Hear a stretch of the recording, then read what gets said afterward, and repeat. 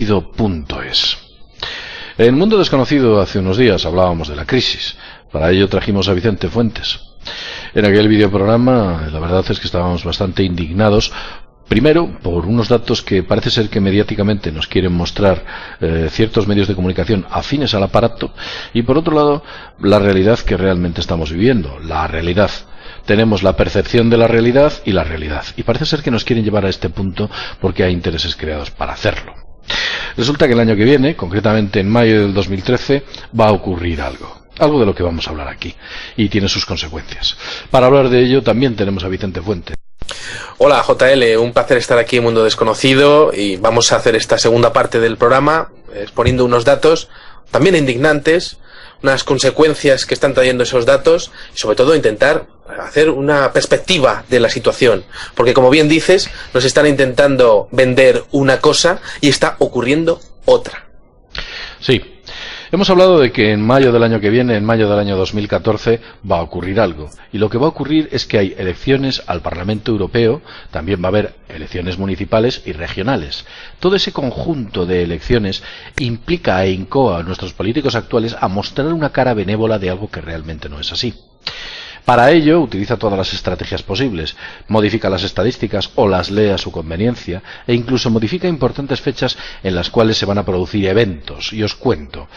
Concretamente, en noviembre, ha retrasado la fecha en el Estado español, habrá unas importantes auditorías dentro de lo que es la banca. Este dato lo ha dejado caer Santiago Niño Becerra, quien ha dicho en las últimas intervenciones que ha tenido, que esa auditoría se ha movido y es una auditoría en la cual se podrá ver claramente cuál es lo que está ocurriendo dentro de la banca española, que se prevé que sea una auténtica hecatombe y todo el sistema financiero del Estado español se venga directamente abajo debido a esos enormes agujeros. Tal vez muchos bancos se vengan abajo y sean fusionados por otros bancos, pero no sabemos hasta dónde podemos llegar, ya que el default está prácticamente a punto de caer.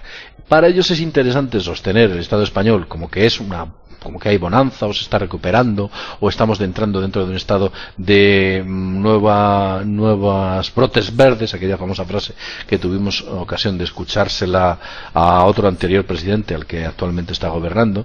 Bueno, pues resulta que han movido la fecha de la auditoría para la banca para que sea justamente después de las elecciones y no podamos ver esa inmensa hecatombe y ese desastre que va a ocurrir en noviembre del año 2014, y esto según palabras de Santiago Niño Becerra, que desde mi personal punto de vista parecen palabras muy sabias. Yo desde aquí os que sigáis las evoluciones y los comentarios que el señor Becerra hace, porque creo que es un tipo bastante honesto y que no juega para los intereses del aparato. Las opiniones y los puntos de vista que da son muy objetivos. Es un importante catedrático de la Universidad Ramon Llull de Barcelona y bueno, me parece un hombre muy inteligente que sinceramente debería ser reclutado para, diría que, hacer una labor mucho más allá que cualquier ministro de Economía ha hecho en la actualidad. Pero vamos a centrarnos en lo que estamos aquí.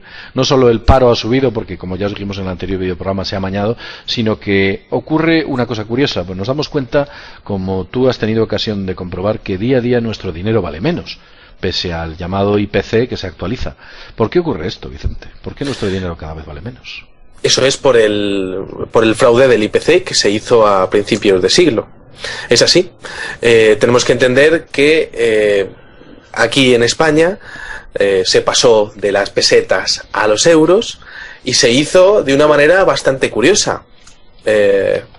Muchos comercios, muchas personas consideraron que 1000 pesetas eran prácticamente 10 euros.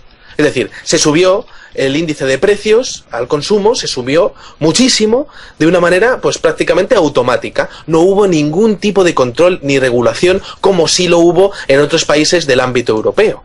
Cuando ocurrió que se tuvo que hacer el análisis del IPC, bueno, pues esto lo puedes contar tú mejor, que tendrás mejores datos. Sí, efectivamente así ocurrió. Lo que se hizo fue un recálculo. Entonces entró España, pasó de la peseta al euro, y en el paso de la peseta al euro, justo en ese año, se metió un valor añadido, una variable adicional que se denominaron las rebajas. Imagínate cómo suena. El IPC, y por si algunas personas no lo saben, es el cálculo por el cual a usted se le actualiza el salario. en el Estado español, y es el, digamos, el barómetro, la variable que permite que sigamos manteniendo nuestra calidad de vida independientemente de que el coste de la vida suba.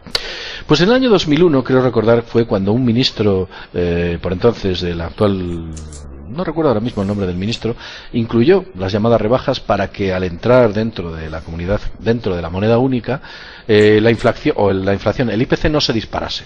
Vimos como, por ejemplo, en Alemania el IPC prácticamente llegaba al 4 o al 4%, en otros países la cifra era similar. Y curiosamente, en España el IPC fue del 2 o por debajo del 2%, una especie de milagro.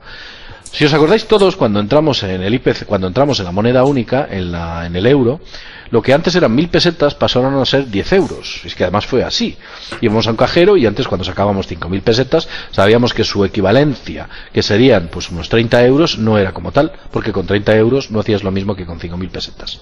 Eso implica, y hay algunas fuentes que dicen, que durante estos últimos 12 años hemos estado perdiendo cada año un 2% de poder adquisitivo. Imaginad que ese 2% es acumulativo y posiblemente en el plazo de 12 años la pérdida puede llegar a haber sido del 30% con respecto.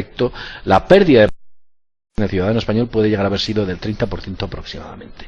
Con lo cual, nuestro dinero cada vez vale menos. Como vemos, entonces también se amañó la estadística o se utilizaron las estadísticas de manera amañada para mejorar los datos. Yo os voy a poner otro ejemplo.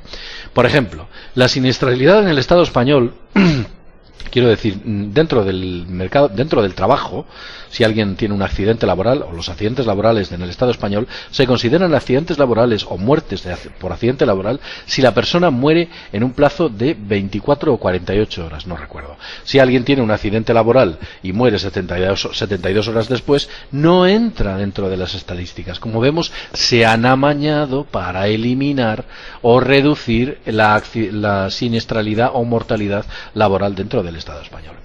Las estadísticas son tratadas y manipuladas o ofuscadas para que coincidan con los intereses de los respectivos gobiernos que nos han gobernado en el Estado español. No penséis porque ahora está el PP y porque mañana esté el PSOE u otro partido, las cosas van a ser distintas. Sencillamente se opera de esta manera para intentar crear una falsa realidad.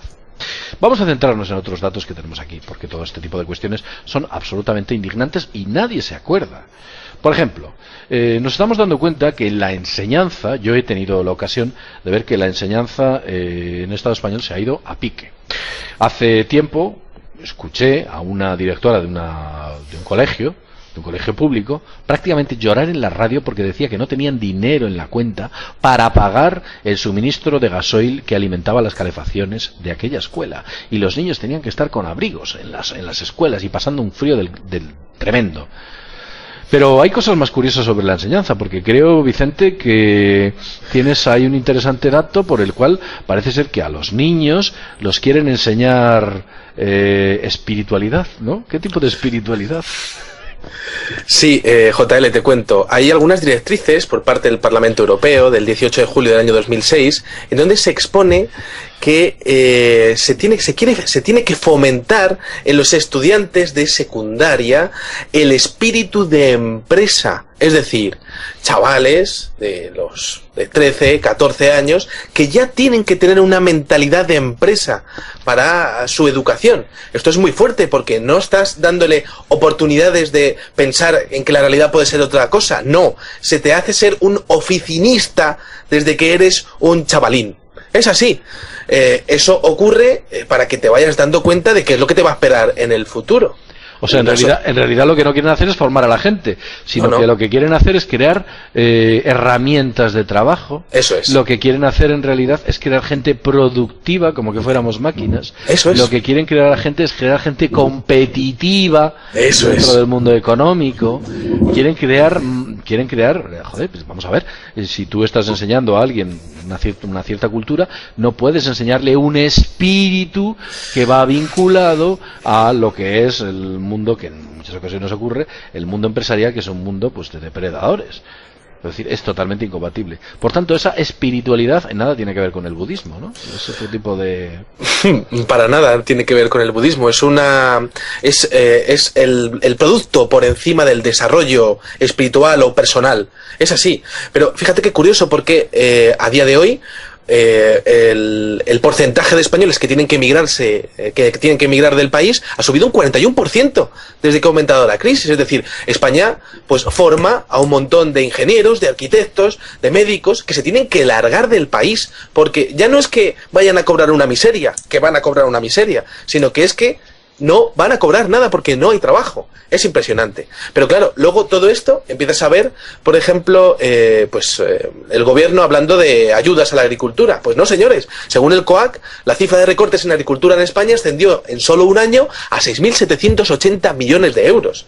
El recorte en sueldos a parados, funcionarios y pensionistas se cifra en 33.000 millones de euros solo este año. Lo ha publicado el Diario Público, por ejemplo.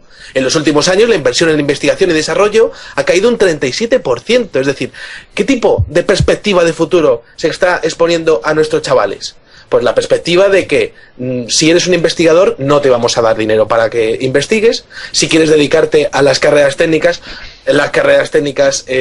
tienen un porcentaje de paro altísimo comparado con 5 años atrás. Es que 5 años atrás estamos hablando de que España ha cambiado muchísimo solamente en 5 años. Pero que te doy un dato adicional. Es que en España han emigrado 1 millón de españoles, se han tenido que marchar a buscarse la vida, a buscar fortuna. Porque aquí han creado un clima tan desértico a nivel económico que es que la gente aquí no puede encontrar absolutamente nada. Y si no, que te lo digan a ti, ¿no? Que eres tú el más claro ejemplo de una persona formada y preparada que estás en estos momentos en el paro y desde hace ya bastante tiempo. Sí, efectivamente. Lo decimos por si hay alguna empresa que quiere contar con un importante profesional. Vamos a dejar este tema. Bueno, no corresponde al mundo desconocido. Diré otro dato adicional. Diré que 10.000 médicos se han tenido que largar del Estado español. 10.000 médicos se han marchado de España y se han ido a otros sitios porque aquí no tienen trabajo. Y la sanidad en el Estado español es alucinante, porque si tenemos en cuenta la cantidad de dinero que han recortado, porque creo que sí, háblanos un poco de la sanidad, porque es que ahí los datos son brutales. Efectivamente, pues por ejemplo, según el último BOE, los recortes en el sistema sanitario ascienden a 7.000 millones de euros solo en un año. Es decir, 7.000 millones de euros, ¿en qué se traduce? Pues en que va a haber menos médicos, va a haber hospitales que se cierran, va a haber localidades que no van a tener centro de salud. Estamos hablando de que se está jugando con las vidas de las personas que forman parte de tu propio país. Por ejemplo, desde que comenzó la crisis, 456 medicamentos han quedado excluidos de la sanidad pública. Es decir, que lo que antes te pagaba el Estado, te financiaba el Estado, medicamentos que necesitas para poder vivir, o al menos vivir un poquito mejor, ¿no? Tener un poquito de humanidad, ¿no? Bueno, pues todo eso, nada, eso ya se ha quitado. Ahora eso lo va a tener que pagar el público. No, señor. No, señor, eso no debería de ser así. El propio Estado debería de defender lo que viene siendo la integridad física, la salud de sus propios ciudadanos. Pero fíjate, es que los recortes sociales en España han acabado con más de 200.000 puestos de trabajo en educación y servicios sociales. Pero es decir, 200, sí. Es que hay un dato ahí. Esos 456 medicamentos, sí. Te comento que algunos de ellos son para gente que tiene graves problemas de salud, como pueda ser cánceres y cosas parecidas, y son medicamentos alucinantemente caros. Claro. Alucinante, que valen cientos y cientos y no miles de euros. Y que es evidente y normal que el Estado se tenga que hacer cargo. Nadie sabe si mañana va a caer enfermo con esa enfermedad u otra peor. Y lo que no puedes hacer es tú estar en una situación de enfermedad sin poder generar ingresos debido a ese estado y tenerte que costear medicamentos que valen miles de euros. Pues esa es la situación a la que nos hemos comprometido. Y tú ahora mismo estás diciendo también que los recortes sociales en España han destruido 200.000 puestos de trabajo dentro de la educación y los servicios sociales. Pues estamos hablando pero bueno, es que esto es alucinante. ¿Qué es lo que están dejando de este país? Vamos a ver, continúa con los datos porque... Sí, es que es muy fuerte. Lo de los 200.000 puestos de trabajo es muy fuerte, ¿no? Por ejemplo, yo veo que se están quitando tratamientos relacionados con la enfermedad del cáncer. Pero luego, por ejemplo, veo a políticos que sí que llevan su lacito aquí puesto, en una falsedad total. Es como si se estuviesen riendo de nosotros. Pero bueno, no voy a seguir por ahí. En 5 años, fíjate qué dato, la Seguridad Social de España ha pasado de tener un superávit de 14.105 millones de euros a tener 10.131 millones de euros en pérdidas. Esto lo ha publicado el ABC. ¿Cómo es posible que haya pasado esto en solo 5 años. ¿Dónde está ese dinero? Si se están haciendo recortes, ¿dónde está ese dinero? ¿Qué es lo que ha pasado? Posiblemente podamos buscar el rastro, y siempre tenemos que decir lo de las novelas de Agatha Christie, busca el rastro del dinero. ¿Quién se ha llevado todo ese dinero? Quizá en contratas, en concursos públicos. Yo dejo la idea ahí, no aseguro absolutamente nada, pero quizá por ahí podamos indagar. Bueno, sabemos que en otras circunstancias, en otros países y tal, así se ha hecho. Con lo cual, no es descartable que eso se haga. Es una teoría, una hipótesis. Nosotros no afirmamos nada en ese aspecto. Porque sabemos que afirmarlo es un problema. Y desde luego esos tiburones iban a echar sobre nosotros inmediatamente si ese problema lo ponemos sobre la mesa. Pero vamos a dejarlo ahí. Vamos a continuar. Hambre y pobreza, situación actual en el Estado español. Porque, aunque parezca mentira, en España hay hambre. Hay niños y familias que no pueden hacer 3 comidas al día. Desayuno, comida y cena. No pueden. Se tienen que limitar a otro tipo de cuestiones. Además, creo que hay, por ejemplo, la Intermón Oxfam ha dado una serie de datos, ¿no?, por ahí, sobre la situación actual. Sí, JL, te cuento. Intermón Oxfam expone que un 40% de la población española estará por debajo del umbral de la pobreza en 2025. Un 40% de españoles en solo, 10, 12 años. Pero es que fíjate, Cruz Roja, a día de hoy, expone que más de 2 millones de niños pasan hambre en España y 30.000 familias pasan dificultades para alimentar a sus hijos. Es decir, que el pasar dificultades para alimentar a los propios hijos, eso es una sensación que puede acabar con la paciencia de cualquier persona, con el ánimo de cualquier persona. Es que es así. Pero es que fíjate, según el índice de Gini de 2010, España, resulta que nuestro gran país, España, es el país europeo con mayores desigualdades sociales, siendo el país en donde más ha crecido desde 2005. Esto, la fuente es Eurostat. Es así. En España, la cifra de niños en riesgo de pobreza se ha disparado en los últimos años y alcanza, según cifras de UNICEF, un 26% del total de los niños. Es muy fuerte, porque todo esto, yo continuamente veo a políticos hablando del desarrollo, de que España está empezando a crecer y todo eso. Salgan a la calle a ver lo que está pasando la gente en las colas de los comedores sociales y en los colegios. Es que es así. He visto casos de profesoras que tienen que pagarle un bocadillo a algunos de sus alumnos porque no pueden comer. Y eso es España, no es Burundi, ni es Zimbabue, ni es Etiopía. Es España. Bueno, además, pues estoy leyendo aquí un dato, dice que hay un estudio realizado por una importante empresa que se dedica a la cuestión económica, que dice que la variación del IPC fue en realidad, suponemos que el año pasado, del 7,9, no del 4,2.